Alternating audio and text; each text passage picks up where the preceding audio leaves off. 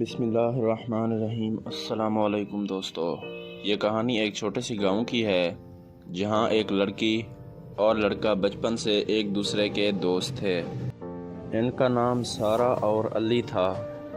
دونوں ایک ہی گلی میں رہتے تھے اور ان کی دوستی اتنی گہری تھی کہ گاؤں کے لوگ بھی ان کی محبت کی باتیں کیا کرتے تھے۔ سارا ایک نرم دل لڑکی تھی، ہمیشہ دوسروں کی مدد کرنے والی۔ علی ایک خاموش طبیعت کا لڑکا تھا، لیکن سارا کے ساتھ وہ ہمیشہ خوش رہتا تھا۔ دونوں کو ایک دوسرے کی کمپنی بہت پسند تھی اور بچپن سے لے کر جوانی تک وہ ہمیشہ ایک دوسرے کے ساتھ تھے۔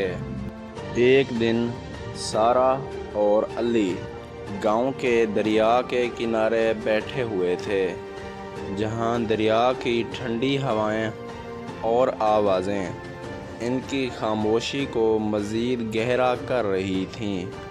علی نے سارا کی طرف دیکھا اور کہا، سارا، تم ہمیشہ میری زندگی کا حصہ رہی ہو، کیا تم کبھی میری زندگی سے جاؤ گی؟ سارا نے مسکرا کر جواب دیا، علی، تم میرے دل کی دھڑکن ہو، میں ہمیشہ تمہارے ساتھ رہوں گی۔ لیکن علی کا دل کچھ اور کہہ رہا تھا۔ وہ سارا سے کچھ زیادہ چاہنے لگا تھا۔ اس کے دل میں ایک نیا جذبہ پیدا ہو چکا تھا جسے وہ چھپانا نہیں چاہتا تھا۔ ایک دن علی نے اپنی محبت کا اظہار کرنے کا فیصلہ کیا۔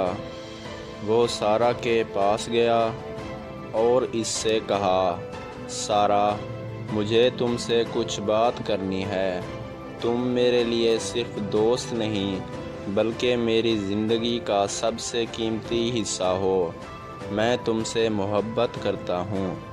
سارا کچھ پل کے لیے خاموش رہی، پھر اس نے علی کی آنکھوں میں دیکھتے ہوئے کہا، علی، مجھے بھی تم سے محبت ہے، لیکن میں ہمیشہ تمہاری دوست بن کر رہنا چاہتی ہوں۔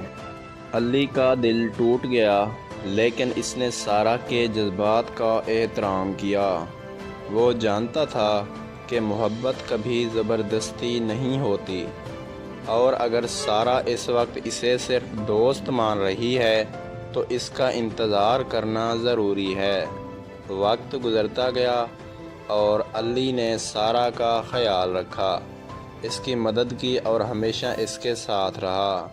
سالوں بعد ایک دن سارا نے علی کو اپنے قریب بلا کر کہا، علی، میں نے تمہاری محبت کو سمجھا اور میں نے فیصلہ کیا ہے کہ میں تمہارے ساتھ اپنا باقی کا زندگی گزارنا چاہتی ہوں۔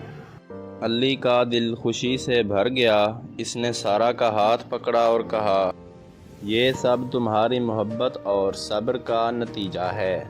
تمہارا شکریہ سارا، تم نے میری زندگی بدل دی۔ وہ دونوں ایک دوسرے کے ساتھ زندگی گزارنے کے لیے تیار ہو گئے۔ علی اور سارا کی کہانی گاؤں میں ایک مثال بن گئی کہ سچی محبت کبھی بھی ٹوٹتی نہیں، بلکہ وہ وقت کے ساتھ اور بھی مضبوط ہوتی ہے۔ مزید ایسی کہانیوں کے لیے میرے چینل کو لازمی لائک اور سبسکرائب کریں، اور ساتھ میں دیے گئے گھنٹی کے نشان کو دبانا نہ بھولیں، اور کامنٹ میں بتائیں کہ یہ کہانی آپ کو کیسی لگی۔ شکریہ دوستو۔